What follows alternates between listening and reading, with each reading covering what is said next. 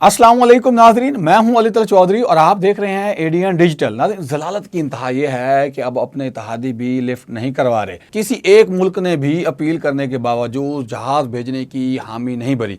पहले ईरान को धमकियां लगा लगा कर थक गया, अब नेटो को भी खुश्क धमकी लगा दी। ईरान बार बार कह रहा है कि जरा आबनाए हरमुज़ में कदम तो रखें, जहाज गुजार कर तो देखें, हम बड़ी शिद्दत से आपके मुंतज़िर हैं।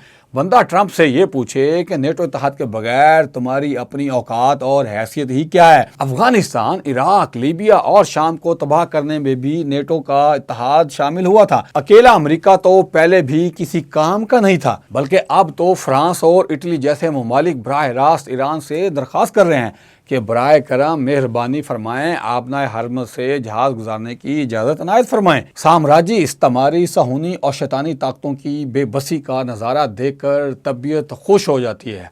बल्कि वो एक इंडियन मूवी का डायलॉग याद आ रहा है कि दिल गार्डन गार्डन हो रहा है। इन जालिमों ने पिछले 200 साल से गरीब और मजलूम इंसानियत का निहायत सफाकियत और बेदर्दी से कत्ल आम किया और उनके वसाइल लूट घसूट कर ख़ास तौर पर मुस्लिम दुनिया पर सफाकियत और बर्बरियत की इंतहा की गई। पिछले साल सिर्फ गजा के 70,000 मसलूम फ़लस्तीनियों को शहीद किया गया। इन मासूम बच्चों के लाशें और खून आलूद तस्वीर कौन भूल सकता है।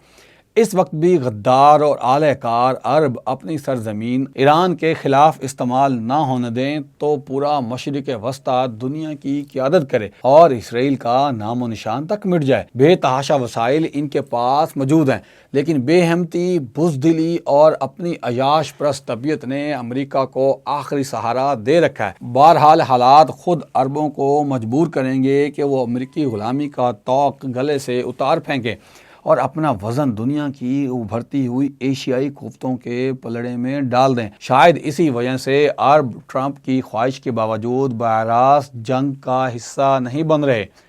इस वक्त अमेरिका और यूरोप आपस में उलझ रहे हैं, मगरबी इत्तेहाद टूट रहा है। अरबों को तहफ़्फ़ुज़ की जो ज़मानत दी गई थी वो खुशफहमी ईरान ने बहुत अच्छी तरह से दूर कर दी। ईरान तागूती और शैतानी कुफ्तों का आखिरी कब्रिस्तान साबित हो रहा है। दुनिया बदल रही है, आलमी क़यादत की शिफ्टिंग का मरहला करीब आ रहा है। दुनिया जुल्म से तंग है और अमन की तलबगार है।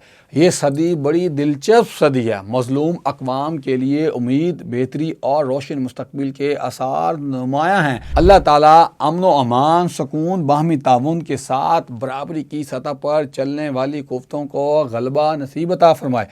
नाज़रीन, आपको क्या लगता है? कमेंट बॉक्स में लाजमी मेंशन कीजिएगा। मुझे इजाज़त दीजिए। बहुत शुक्रिया। अल्लाह हाफ़िज़।